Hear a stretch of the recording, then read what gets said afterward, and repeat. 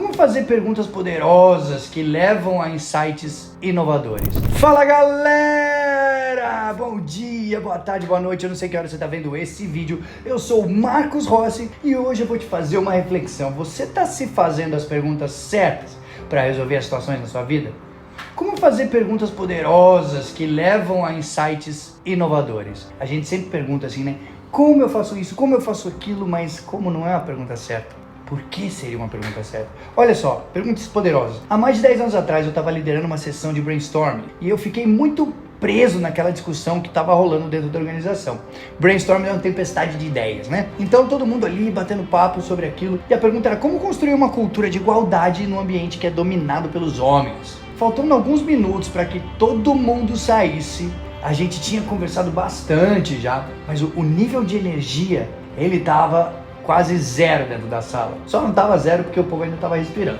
Então, olhando para o celular, eu vi o relógio e eu resolvi pelo menos dar um ponto de partida para o próximo assunto que a gente ia tocar. Aí eu virei para os caras e falei assim, senhoras e senhores, eu improvisei, né? Vamos esquecer por um segundo de encontrar respostas melhores? A galera olhou e falou, como é que é esse negócio? Vamos só escrever no papel agora perguntas melhores que poderíamos fazer sobre esse problema, sobre essa situação da empresa. Analisa essa história como se você pudesse usar no seu trabalho, no seu negócio. Então, vamos ver quanto a gente pode gerar aqui? E eles, de uma maneira obediente, começaram a lançar dezenas de perguntas ali. Para minha surpresa, a sala rapidamente se recuperou. Rapidinho mudou tudo. Em vez de sair correndo no final, as pessoas elas saíram entusiasmadas com a situação, porque foram perguntas. E com razão.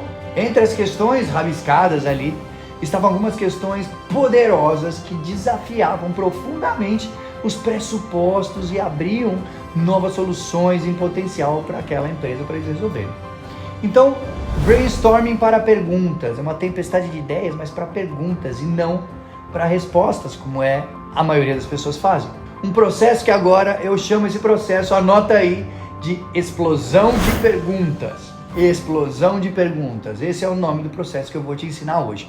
Eu nunca tinha feito isso antes. Isso me ocorreu naquele momento e desde aquele dia eu tenho usado em centenas e centenas de atendimentos que eu faço por aí. Ao longo dos anos, eu aprendi que isso cria um tipo diferente de espaço, onde as regras e as normas que são de costume, elas são suspensas e diferentes comportamentos são encorajados aqui. Então, vem muita novidade por aí. Esse exercício, em pequena escala, ele também me convenceu de que as questões inovadoras, essas questões poderosas, elas não são só um produto de processos que ocorrem dentro da cabeça das pessoas. Não. Se trata de você criar condições onde a gente possa se tornar um pouco mais errado, a gente possa se tornar mais desconfortável, a gente consiga ficar mais inquieto com a situação. É nesses ambientes que a gente encontra novas e surpreendentes questões para ajudar a resolver os nossos problemas que mais estão incomodando a gente. Recentemente, eu fiz um trabalho com um CEO de uma multinacional gigantesca, que eu não vou dizer o nome para preservar a identidade dele, e a gente começou com algumas questões típicas relacionadas ao trabalho. Mas em certa altura do bate-papo, a discussão ela se voltou para dentro de casa. É exatamente o que você está ouvindo, dentro de casa. O CEO, ele expressou uma preocupação gigantesca com a sua filha mais velha. Essa filha mais velha, que estava completando 13 aninhos de idade, e durante todos esses anos, ele valorizou muito o seu relacionamento próximo com a filha.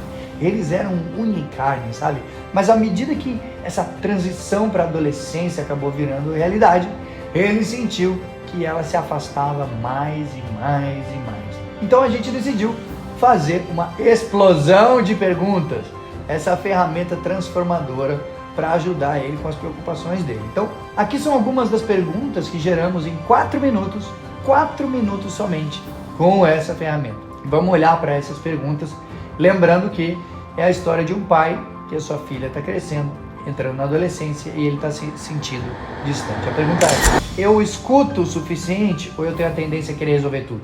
Mais uma pergunta, eu pressiono muito? Mais uma pergunta, no que minha filha é incrível? Mais uma pergunta, eu reconheço isso o suficiente? Você pode reconhecer, mas será que é o suficiente? Como que a minha filha é melhor do que eu? O que os olhos da sua filha dizem quando ela expressa preocupação? Mais uma pergunta. Como você pode desacelerar para ver o que você está perdendo?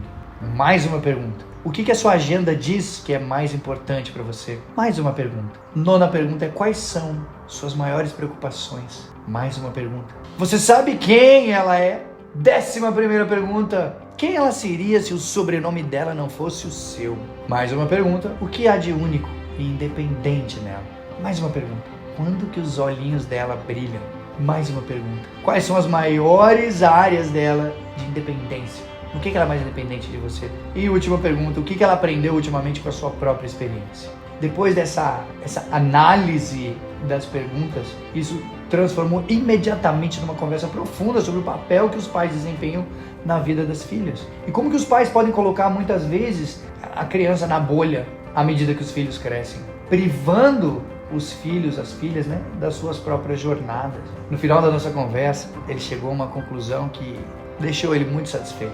Ele disse assim pra mim: eu estava focado em como não perdê-la. Esse era o meu objetivo. O tempo inteiro eu pensando em como não perder minha filha. Mas agora eu percebi que a verdadeira questão é como eu posso apoiá-la no crescimento e no florescimento dela por conta própria, sem depender de mim. Eu preciso deixá-la se encontrar. Uau! Dolorosamente trazida à tona. Eu me emocionei. Isso trouxe lágrima para os meus olhos. Passo 1, vamos lá. O que eu tenho que fazer então para poder descobrir quais são as perguntas? Primeira coisa, você precisa definir o estágio. Escolha um desafio que você está se preocupando profundamente na sua vida. Algo que você está perdendo o seu sono. Talvez você tenha sofrido alguma coisa, talvez você tenha uma sensação vaga de uma oportunidade que está intrigante na sua vida. Como você sabe que é um problema pronto para ser descoberto, fazendo perguntas de desbloqueio corretas? Como é que você sabe isso? Como você tem essa certeza dentro de você? Provavelmente, se isso faz o seu coração bater mais rápido. Essa é a pergunta que você tem que se fazer. Em seguida, eu quero que você convide um pequeno grupo de pessoas para te ajudar a considerar esse desafio sob novos ângulos. Trazer outras pessoas para o processo, isso faz com que uma base de conhecimento mais ampla venha à tona e te ajude a manter uma mentalidade mais construtiva. Inclua duas ou três pessoas que sejam totalmente diferentes de você em termos de compreensão e tenham uma visão totalmente diferente de mundo. Uau! Quando você consegue fazer isso, essas pessoas podem muito bem gerar perguntas que talvez você não faria para resolver essa situação. Com seus parceiros reunidos, reserva apenas 2 minutos, anota aí, 2 minutos de relógio para você explicar qual é o problema. Só 2 minutos. Não adianta ficar lá o dia inteiro, a vida toda. Não. Depois de você se dar o trabalho de contratar alguns ajudantes voluntários, seria uma pena você poluir a mente deles com os seus preconceitos antes de você obter qualquer benefício do pensamento deles. Faz sentido? Então, a gente precisa de visões diferentes. Então, antes de você começar a geração de perguntas, defina claramente 2 regras críticas de engajamento aqui. 2 regras. Anota aí. Primeira regra: peça para as pessoas, isso mesmo, para essa galera que vai te ajudar a fazer essa ferramenta. Peça para as pessoas que contribuam apenas com perguntas. Só pergunta. Fala para eles, explica que aqueles que tentarem dar solução vão estar fora da rodada. Em segundo lugar, explica para essa galera que não são permitidos preâmbulos. Exatamente, aquelas explicações detalhadas, né? Curta ou que seja longa. Tudo isso orienta principalmente as pessoas a verem o problema de uma determinada maneira, exatamente aquilo que você está tentando evitar. Combinado? Show de bola. Agora, feito tudo isso, faz uma rápida verificação, faz um checklist emocional aí. Pensa comigo, depois de fazer essas perguntas, seus sentimentos em relação ao desafio, eles são positivos ou eles são negativos? Seus sentimentos em relação ao desafio são sentimentos neutros? Como é que você está agora quando você pensa nesse desafio? Positivo, neutro ou negativo? Anota o seu humor básico. Você vai fazer isso de novo, após você terminar a sessão. Próximo passo para você conseguir essas perguntas poderosíssimas. O próximo passo é gerar perguntas. Defina, coloca lá um cronômetro e passa os 4 minutos que eu disse, só 4, não é 5 nem 3, são 4 minutos discutindo em grupo questões surpreendentemente provocativas sobre o desafio. Nenhuma resistência é permitida nas contribuições das pessoas que estão ajudando você no processo. Você tem que pegar e capturar cada pergunta literalmente e peça para os seus parceiros, peça para suas parceiras, quem estiver lá, que se mantenham honestos com isso. Caso contrário, você vai poder censurar inconscientemente alguma coisa que você não queria ouvir. Então, a gente tem que ser honesto com a gente mesmo. Enquanto você escreve, vai adicionando as suas próprias perguntas também nessa mistura.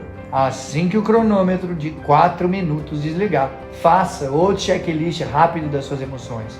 Você está mais positivo em relação ao desafio do que antes? Caso contrário, se você não estiver mais positivo em relação ao desafio do que antes, tenta repetir todo esse processo de novo. Ou tenta de novo amanhã. Ou, sei lá, experimenta com pessoas diferentes. Se você experimentar com pessoas diferentes, você vai ter ideias também diferentes. Lembre-se, esse exercício ele não só desperta novas perguntas muito valiosas, mas ele também proporciona um impulso emocional positivo em 85% das vezes. 85%, aumentando a probabilidade de você progredir. Terceiro passo para essas perguntas poderosas. O terceiro passo é desembale as perguntas. Desembale as perguntas.